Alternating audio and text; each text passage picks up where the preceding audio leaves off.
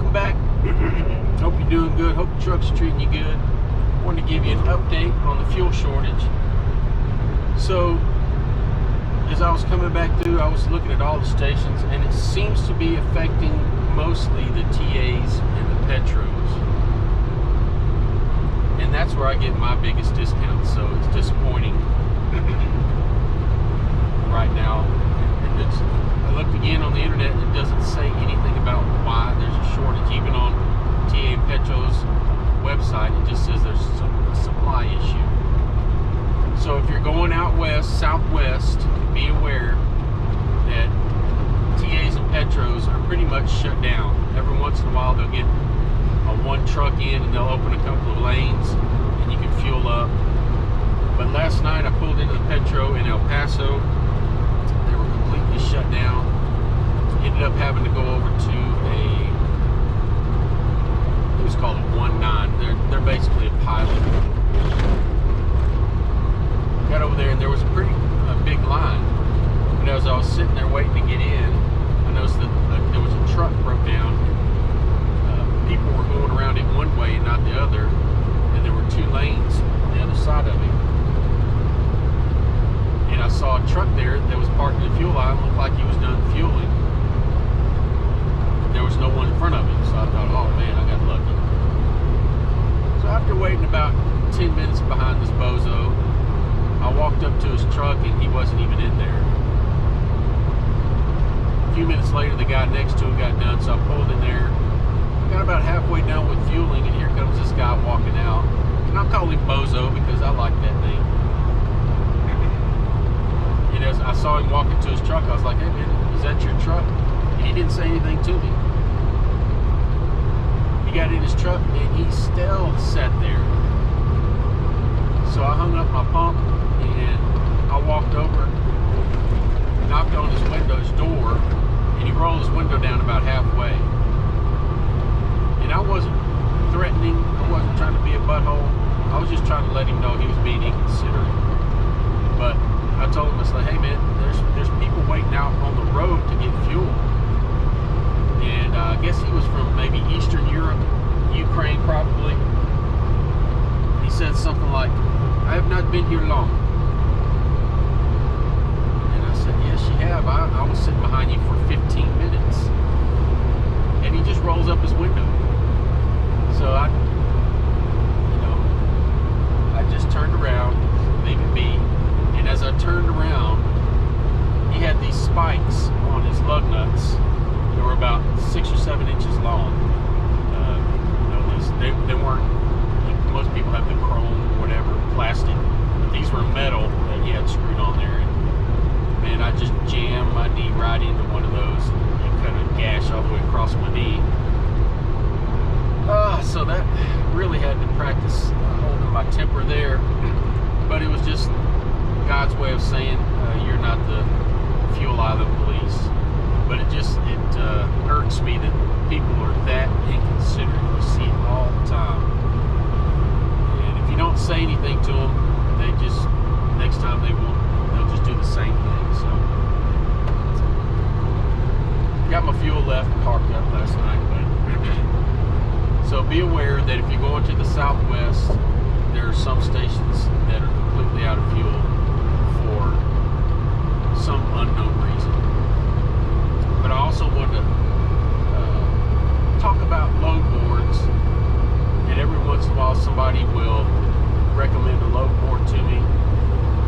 And I also watch a lot of YouTube truckers trying to glean all the information that I can. Excuse me.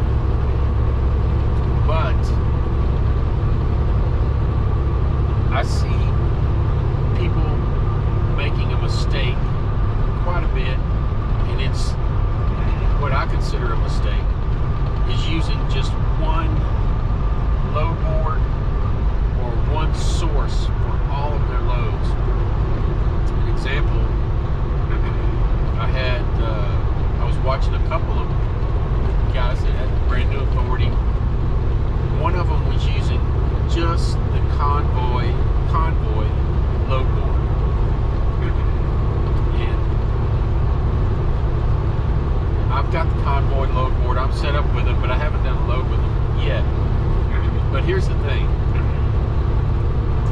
and people do this with Amazon too, but I'll get to that in a minute.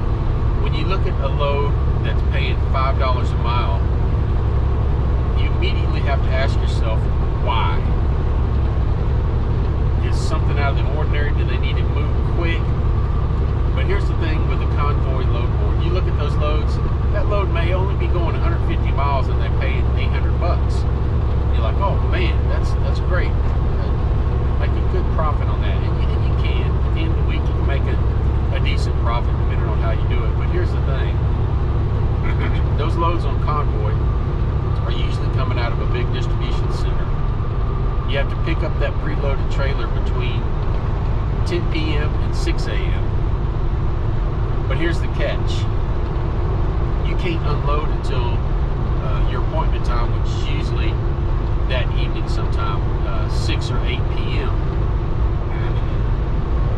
So once you pick up that preloaded trailer at 4 o'clock in the morning or whatever, you drive 3 hours, you're done driving for the day.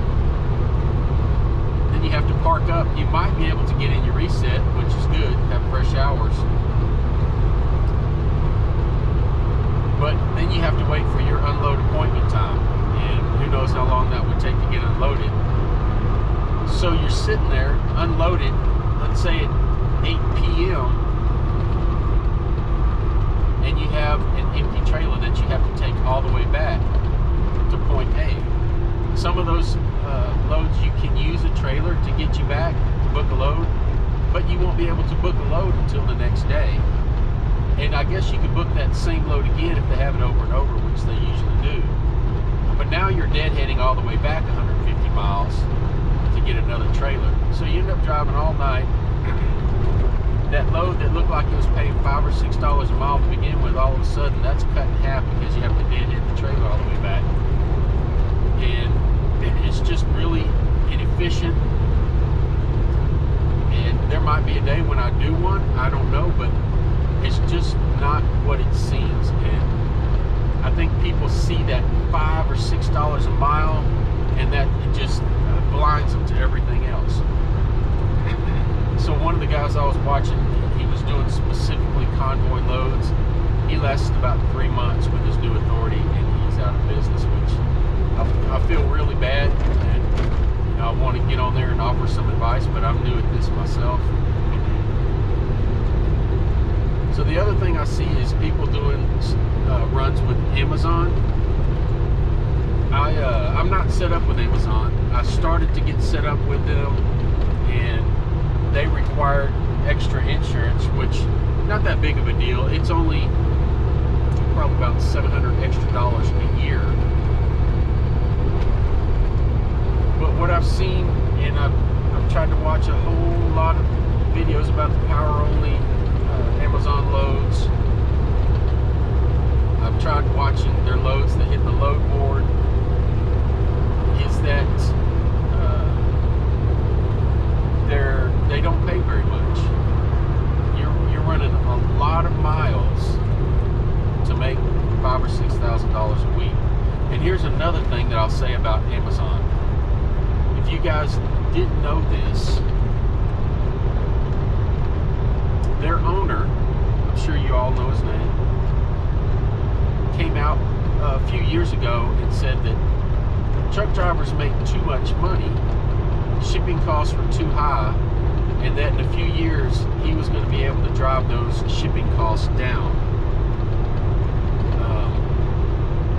The correlation there is that he's going to make sure that truck drivers don't make as much so that he can add some billions to his pocketbook. I don't know. I can't say I'll never do a load for Amazon, but the ones that I've seen so far, there's nothing about them that it's any kind of special. Every once in a while, you'll see some that pay really good, and then you click on them, and they're for team drivers. So that's my 2 cents on the load board thing. I've got probably close to 15 or 20 different apps and sources that I look at to get my loads from. Let's see, I've got Uber, Convoy, Coyote, C.H. Robinson,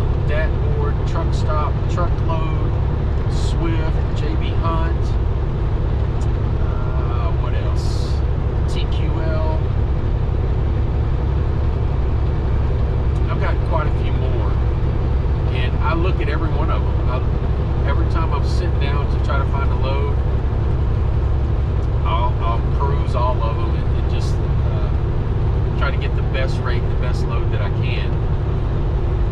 But going back to the original topic, I see it quite a bit with these truck drivers. They get in that groove and they think $1,000 a day gross is great, and it is, depending on how you get it. If you're getting it with Amazon, you're probably running quite a few miles to get that $1,000 a day, and I just don't think it's efficient. I don't think I'll be doing any of those with Amazon anytime soon. But they're the kings when it comes to the holiday season. Everybody wants to jump on those loops and make things easier for them, so they don't have to search that load board every day. But that's my 2 cents worth. Show you